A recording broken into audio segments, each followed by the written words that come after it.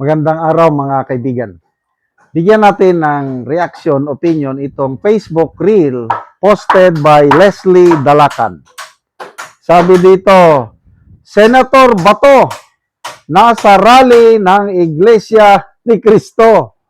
Pakisabi kay Trillanes, huliin niya na kung mahanap niya. Ito, nabigla ako eh. Totoo ba ito? So, panoorin, pakinggan muna natin yung boses niya. Kung totoo ba ito, baka AI generated lang ito. Yan.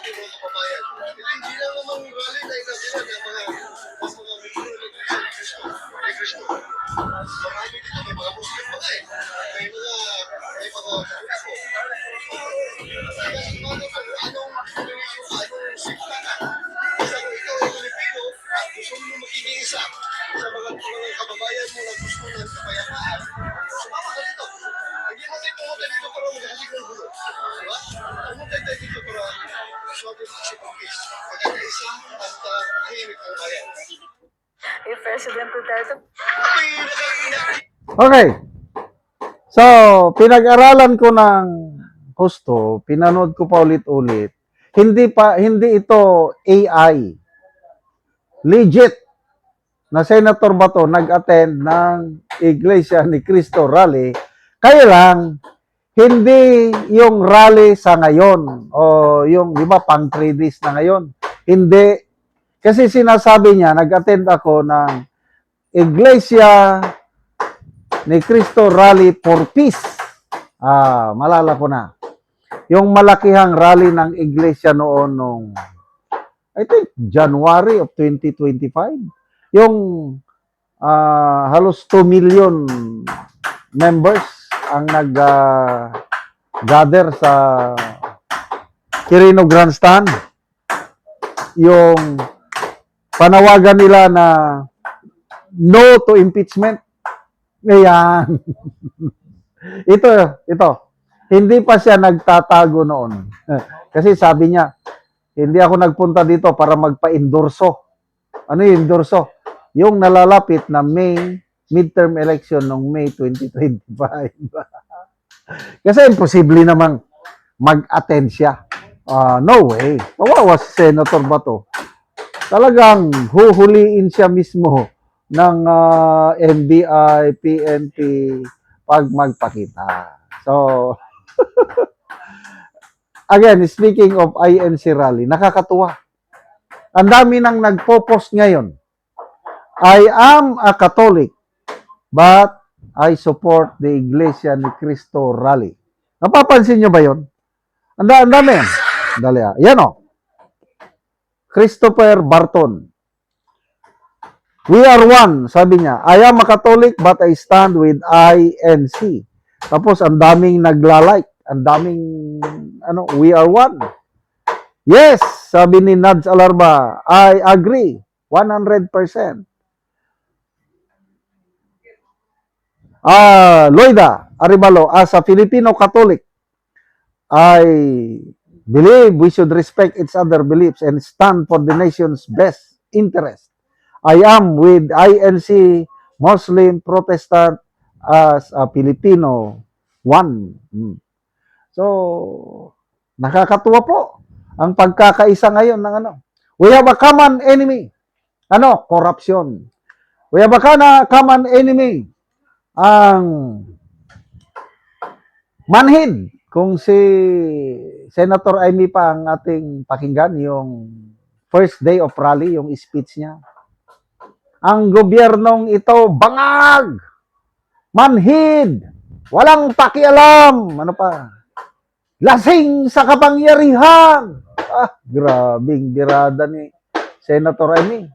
And then, kahapon o kagabi, sabi niya, nananawagan ako, mga kapatid nating Katoliko. I believe, sina Senator Amy, they are Roman Catholics. Correct? Nananawagan ako sa mga kapatiran sa Katoliko, sa mga born-again Christian, sa mga evangelical, sa mga Muslims. Magkaisa tayo.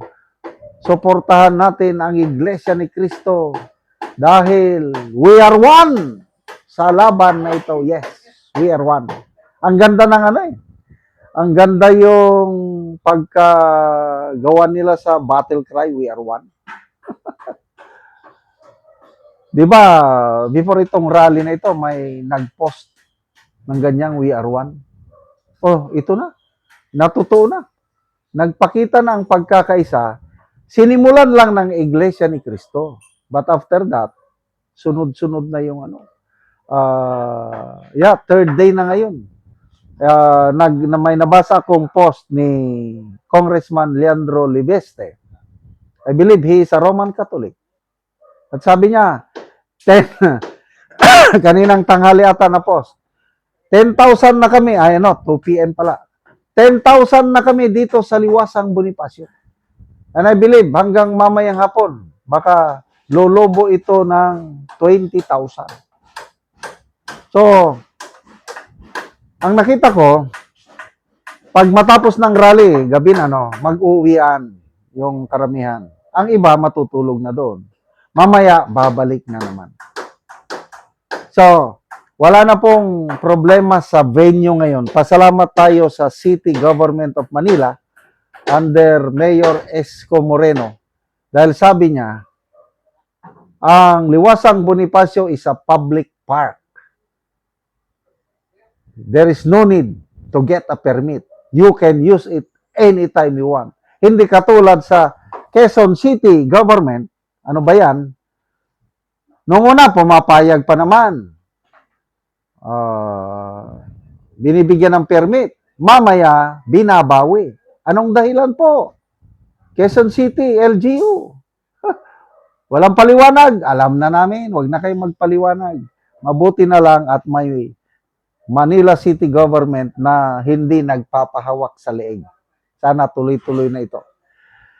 Maraming salamat sa inyong pagsubaybay sa channel na ito mga kaibigan. Nakakatulong kayo ng malaki sa tribong Talandig ng Bukidnon dahil ang sweldo natin sa channel na ito is pantulong po sa tribo. Namimigay tayo ng libreng yero at pako para makapagpatayo sila ng mas maayos na tirahan. Panoorin nyo ang video na ito. Si ate ang natagaan ng Mugero.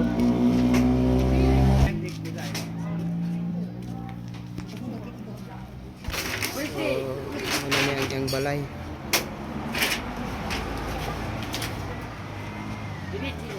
Sandig na niya ang hero. So muna niya ang itsura gyud sa iyang balay. O muna ni gidakoon sa buslot sa balay ni ate. So mga luag na gid kayo ang buslot sa iyang balay, mga lata na gid kayo ang hero niya. So karaan na gid kayo nga balay. Makita gid nimo nga panagid ulan na nagyud. Una ni ang ilang kahintang nila. Sa ilang pagpuyo. Ang ilang mga hero lata na gid kayo. Diri dapit, so sako lang gyud ang ilang giatok dinhi dapita sa ilang doon silang kwarto. So isod gid kayo ang ilang pagpuyo. So karon ti pila naman ni ka tuig ang inyong balay nga lata ng hero og gipang nagatop lang gani mo og sako. 15 na katuig. 15 na ka tuig ang hero. Oo. So gikuha na lang ninyo ang uban og sako. Sako para nga kuan ma-liptan ang kuan kanang tulo. May mga eskwela nga kuan. Bisod ni kaayo. Na may mga eskwela. So pila ka bukti imong eskwela te? Kuan duha. Duha. Oo. So unsa na yung mga grade? Grade mid 7 o mid 3. So insa day te inyong panginabuhian? Kuan ra pa nang kontraksyon ra ang yang bana kuan lain magtrabaho na lain sa panimalay ang asawa. Sulisod gyud ang ilang panginabuhian. Oo, wala gid kay tungod ra sa pampalit og bugas. Gakalisod pa gani mo palit og bugas. Oo, so salamat. Salamat sa Ginoo nga sa naghatag sa sin. Oo. Nga among ihatag sa kalinghiro. Salamat kaayo.